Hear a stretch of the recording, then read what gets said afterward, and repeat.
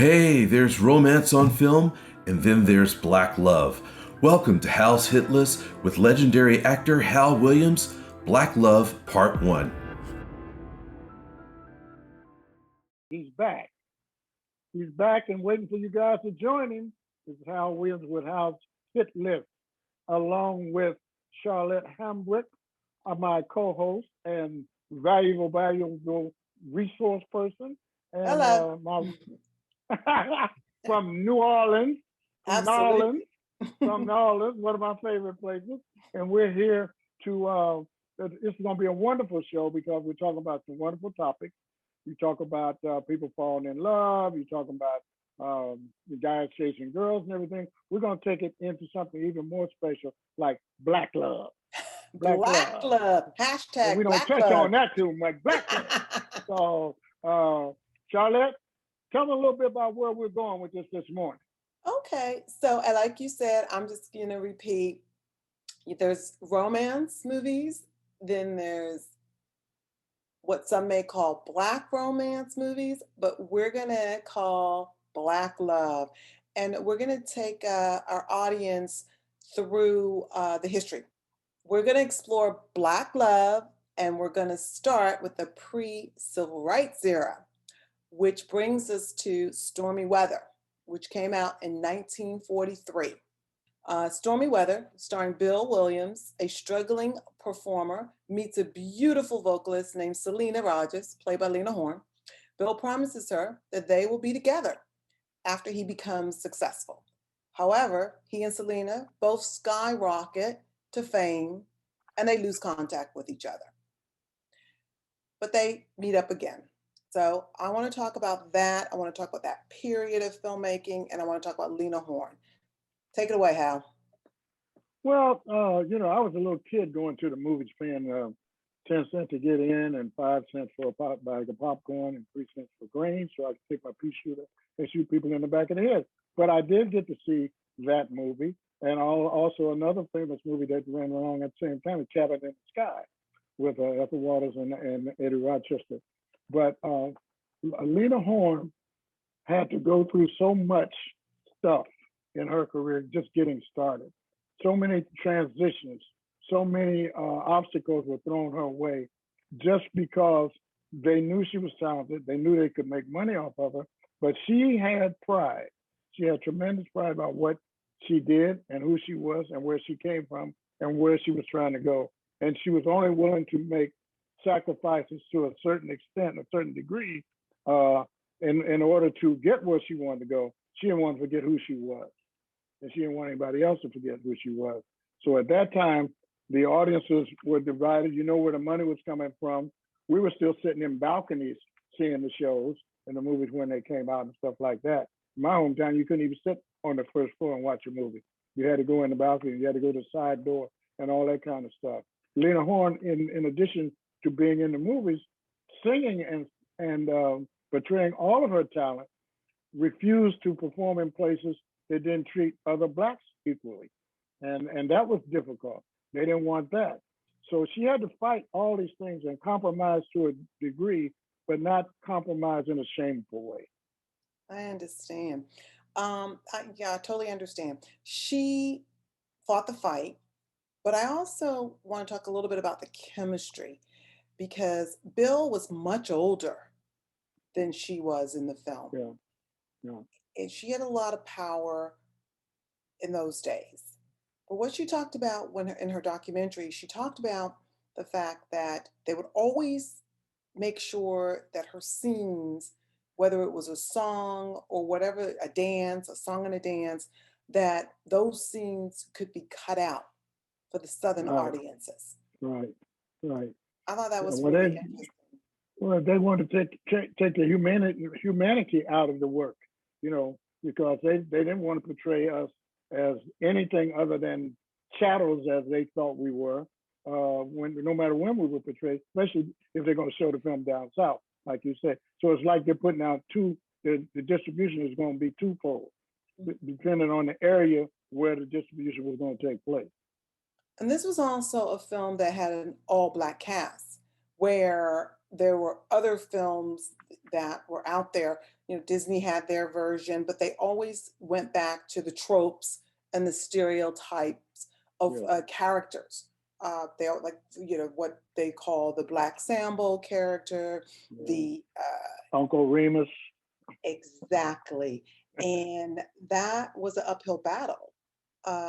Just having a romance was one thing, but to also try to get away from those stereotypical characters that Hollywood always wanted to portray so that white audiences would feel comfortable. And we would agree with all the myths they had of us anyway, that we're nothing but animals anyhow, as one famous movie put it one time. Give it to the blacks, they're nothing but animals anyway. So, Did you find that this movie at least attempted to get beyond some of the stereotypes or the idyllic South with the singing and the cotton picking and that sort of Disney-like Song of the South feel? Did you think this movie effectively took Black actors out of that realm at least? to some degree, but I don't think it was purposely done. I think it's something that happened in the process. I don't think anybody on that side, on the production side, set out to do that. I think that came along with the talent that was being used and everything else that was going on during that era. That's how that was something unexpected that just happened. And it played along and it helped the production. But you're right, she did get in a lot of trouble because a lot of the Black actresses at the time felt that she was making a lot of noise that would affect their work, that if they Right. would no longer be able to get roles at all if everybody stood up and did not take roles as maids or tarts or and so forth. Well, since until almost present day, we had so little control over what was being done and how it was being portrayed. They had their ideas and how they were building her to represent the rest of us. And I can understand it's not really crabs in the barrel, but I can understand people saying, well, you're gonna get us all unemployed, you're gonna get us all kicked out, or that we're causing trouble and nobody's gonna want to hire us or do productions involving us or about us. That happens all the time, probably to some degree right now. If people like me run off the mouth too much, they don't want Hal Williams around. I understand. There was another lovely, beautiful actress that did a romance Black love film with the handsome Harry Belafonte. Yes. Who am I talking about? Dorothy Dandridge and Absolutely. Carmen Jones. What do you think? Well, I love the movie because I love opera. For a time when I was very, very young, I got an opera. I also know that I saw the I didn't know movie that. Wait a minute. Stop. Hold the presses. What? Okay. You were involved in opera. You got to talk about that a little bit, and then we can get back to Carmen Jones. Not today. But Why not? I used to do that on Saturday afternoon because they had a program called Saturday Afternoon at the Met. It came out at 1:00 when there was only radio. There wasn't any television. Okay. Anyway, that's another story we'll talk about. But Okay. What happened was they did the white version of Carmen with Rita Hayworth and Glenn Ford. And I saw that movie many times. So when that was like 1948 or something like that, I wanted to see to follow the Carmen Jones movie and see if the theme, what they did to change things. And I have to say, it was on the mark. I love that movie. I love it. Harry in it, the relationship between Harry and Dorothy, and the whole thing that went on. The guys, they're all in the service in the southern town and everything. Was Rita a cigarette maker, or they changed the character for Dorothy Dandridge, Carmen? Or do you recall? No, she wasn't. Rita was not. I forget what she did in that movie. She did not roll cigarettes. She did something else. Okay. No, she did not, because he was a soldier, Right. like Harry was in the Spanish army, and vacated his post to go and seek her because she was leading him around by the nose. He was so crazy about her. So, but she came off. Well, they both came off. Rita and Dorothy came off very fiery and feisty, and they were in complete control once they saw how these guys have really fallen in love with it. These guys were willing to do anything to be with these women. So there was somebody else in Carmen Jones that was also an up and coming actress at the time. That was Diane Carroll. Yes, Do you remember her in Carmen Jones? I remember she was a young girl, an idealistic young girl. That's all I can remember about her character. But she wasn't like Dorothy. Dorothy was willing to take chances and break rules and all that. And Diane was afraid that she was going to get all of them in trouble, you know, and the guys and the soldiers and the guys wouldn't come around anymore because Carmen was raising such hell, having a good time. And it's true, that's what she was doing. It was going to mess it up for the other women. So they were very jealous. And all the guys saw Carmen, they were flipping over her anyway. I see. So these films, what they did was they definitely kept Black actors working under contract. So, Right. but the thing is because you were under contract, whenever you didn't behave appropriately, or if they thought you got too involved in politics and things like that, they would just pull your salary. Well, they controlled, when you were under contract, they controlled all aspects of your being on and off the set. You know, you did things by the book, according to the way they wanted, what the studio heads wanted it to be done. Even in your personal life, they wanted to have power over who you saw, where you went, what you did, how you looked, all of that. Who you were photographed with. Yeah, all of that was part of the studio contract thing. Now, if you turn down a film, I heard that was a major faux pas. Well, you had to be somebody strong. You had to be very strong, someone like Dorothy Davis, to even contemplate turning down work. Halle Berry. I thought Halle Berry did a great job playing Dorothy Dandridge, and I thought she looked a lot like her. Yeah, she did. In the film. Then she thanked her, and she thanked her when she won her Oscar. Absolutely. You gotta you know what, you gotta pay it forward. You got to pay it forward. Pave the way for the next lady to come along, and vice versa. But then Diane Carroll, these women were all from New York, and they all loved New York. And so Hollywood was really difficult for them, fitting in. I mean, in some ways, the gangsters from Las Vegas would come in and always want to also be around these beautiful women, all the musicians, but they always seemed to miss New York. And they would always go back to New York or go back to the stage or go, you know, where they felt so comfortable. And Diane Carroll talks about that. Lena Horne talks about it. They all talk about that, but with the exception of Dorothy doesn't really discuss that much, but Diane Carroll does. And there's another young man, aside from Harry Belafonte and Bill, who came on board and everybody noticed, and that's Sidney Poitier. Yes.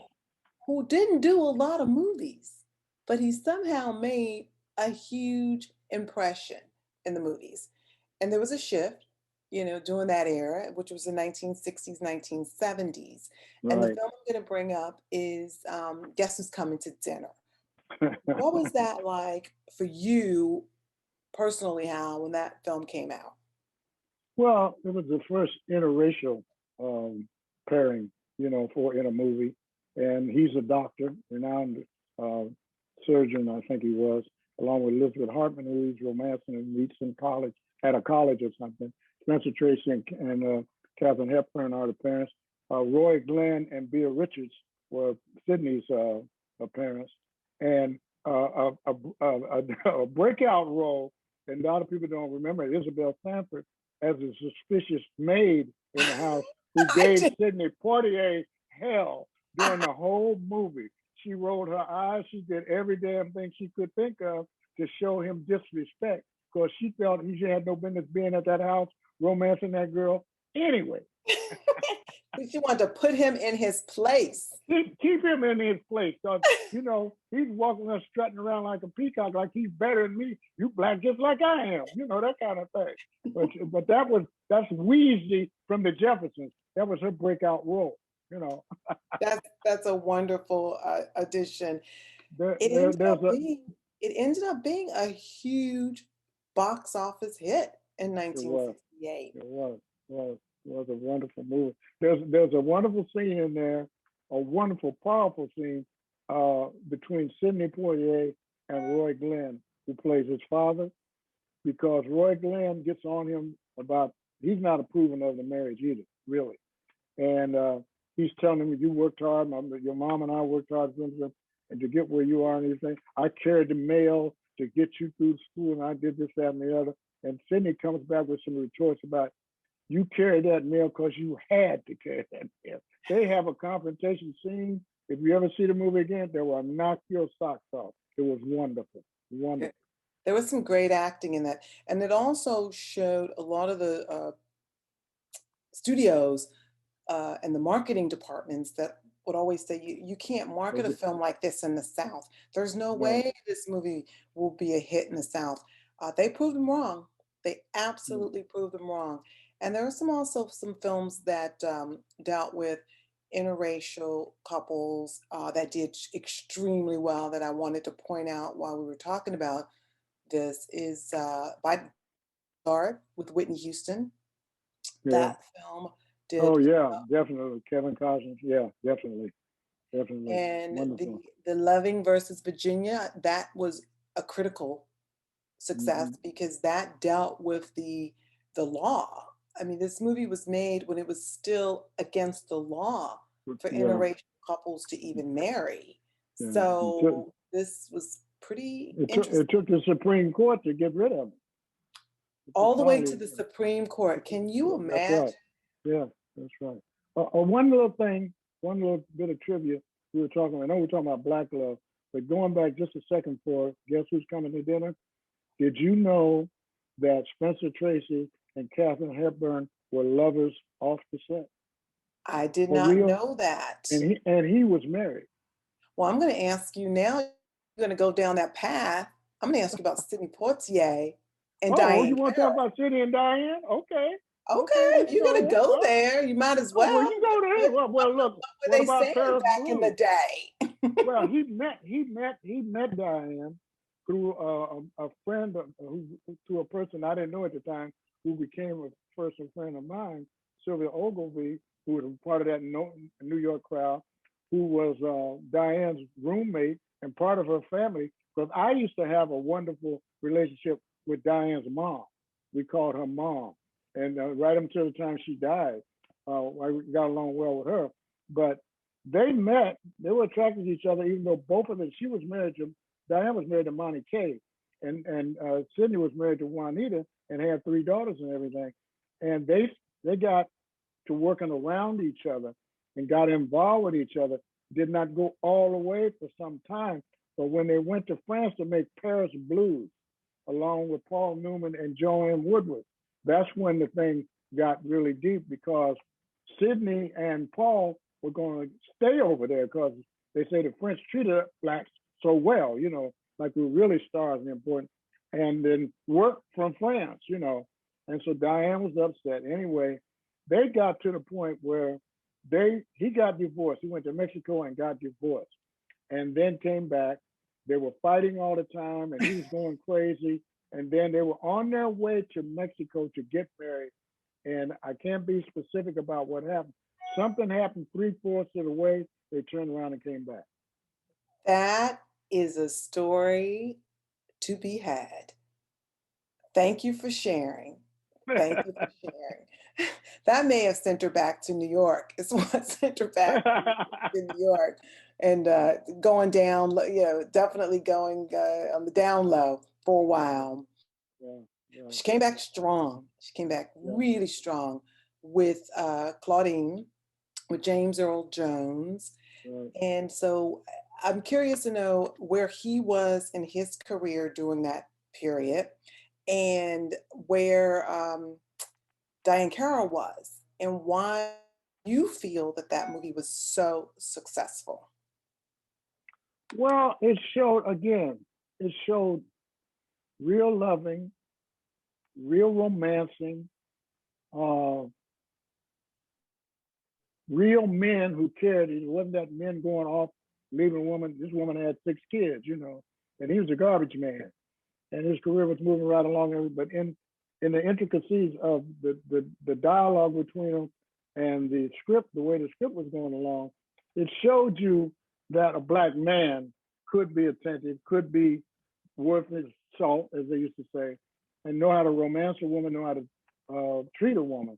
And it showed responsibility being taken on handily by a black male, even though he was nervous about getting really serious and marrying her with all those kids and everything. And I remember Lawrence Hilton Jacobs was the older son who kind of frowned on the thing in the beginning, but even he came around to some degree.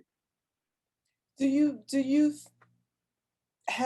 you have any issue with the fact that there was a whole plot about her being on welfare, and if they would get married, it would affect her welfare payments? Well, yeah, because she couldn't let the worker know that he was anywhere in the picture at all, because the worker used to come to the flat in New York where they lived, and look for signs about any kind of help that she might be getting outside of the subsistence she was getting from welfare. So yeah, that was touched on and shown a lot about the fact that woman was always sneaking around and asking other people, does she have a guy coming around? Are you seeing the man doing this, that, and the other? How can she do this? How can she do the other? That kind of thing. So yeah, it's been a while since I've seen the film, but that definitely was touched on. I think the music also was really powerful in that film, and it had a soundtrack that you could dance to. It was really uplifting, and that was more like this. That was 70s, 1974 when Claudine came out, and again, it was extremely, extremely successful. So I want to go back a little bit, and I want to talk about Portier and Belafonte, both of which named their daughters Sherry. And from what I understand, there is a Sherry, I don't know which one, that may be a fan of yours, Hal.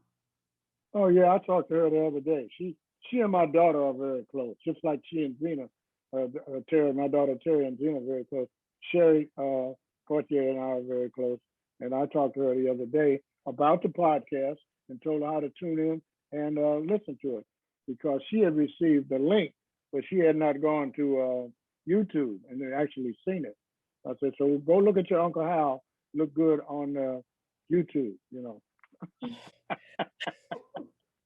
Well, I'm hoping that she will be listening when this one plays. I think she will not be disappointed, and maybe even a little jealous that I get to spend every week with you. I think it'll work out just great. She'll be shocked for one thing. But she's a good kid. She's a good kid. Thank you for sharing that with the audience. I'm sure they'll appreciate that. But before we move on from Claudine, Claudine was one of these films that snuck in there during a period of time when all of these Black exploitation films were made.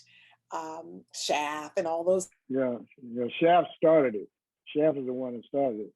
When Richard did Shaft, Hollywood was dying, and when they saw what Shaft did, overnight everybody in town, all Black people in Hollywood were working, because they couldn't crank out Black exploitation, good, bad, or indifferent. They couldn't crank them out fast enough, And they saw that as a chance to revive and give Hollywood a much needed transfusion. But in Claudine, you were talking about Bill. They had a promotional program going so great. They had billboards with the whole family on the billboard, and James Earl at one end and Diane at the other, and all the kids in between. I remember that vividly.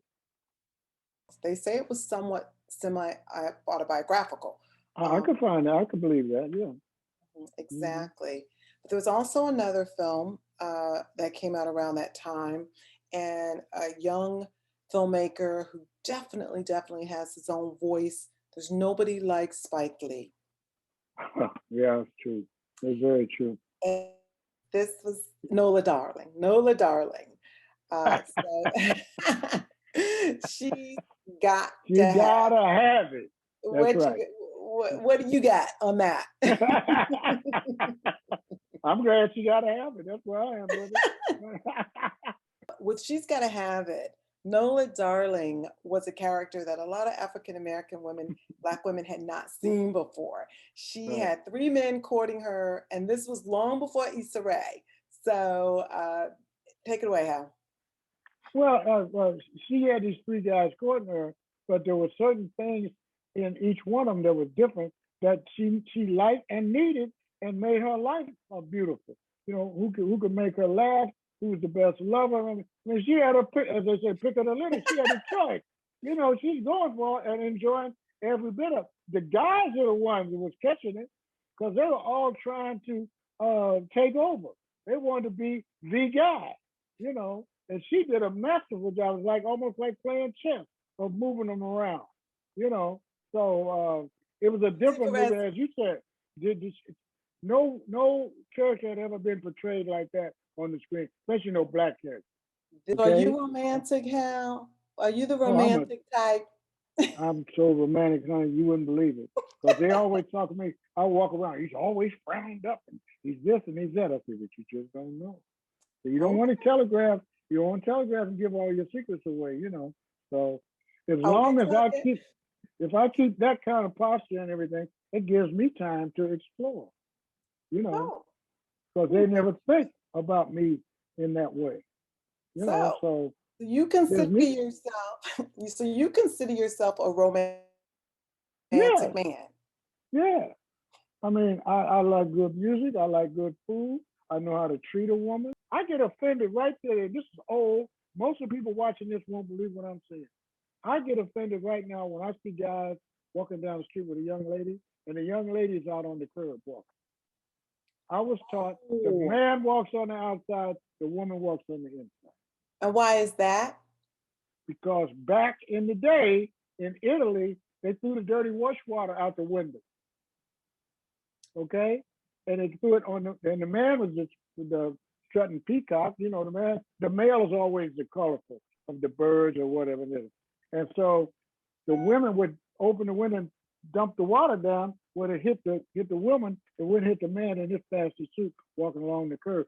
That's how the tradition really started in Europe. But I get offended today when I see these guys, and people look at me, how, what are you talking about? I said, he's supposed to be on the outside. Why? Because that's the way I was taught. Respect. But that wasn't why it was created. I always thought it was because, you know, with the woman walking on the inside, she's more protected from the elements of the street, and sort of the same thing with, you know, when you're in a restaurant, the man should be who approaches the table, so the woman has her back. Charlotte, you're absolutely correct, but I'm telling you how it started. In our culture, the man's supposed to be on the curb, protect the woman. If anything comes that might hurt her and everything, he's on the outside to offset anything that might come down on them. But the tradition started in Italy a long time ago, Italy or France, about them dumping water out of the thing. We transferred it into another thing in our culture. Okay, what about opening car doors, opening doors? Yeah, I've opened car doors for women. I know some women that won't get out of the car till you come around there and open the door. I haven't done that in 40 years, so I don't know. But anyway. What about kissing? Kissing on the first date? Kissing? On the first date? I don't try that. I don't try that. You want me to tell you a funny story right quick? Yes. My last wife, when I first met her, long story short, she came to see me in a play, blah, blah, blah, blah, blah. I started picking her up, taking her out to dinner and out to lunch. I walked her back home at night to thank her for a nice evening. Then tried to kiss her, then she went in the house, blah, blah, blah. One day, I called her up and said, let me take you to lunch. So she's a veterinarian. So she had an hour, so I went by and picked her up. She comes down, we both had Corvettes. She jumps in my Corvette and jumps on top of me and kisses me full in the mouth. Oh my God! And I said, what the hell? What is that? What the hell? What is that for? She said, Hal, I need to ask you a question. I said, what? Are you gay?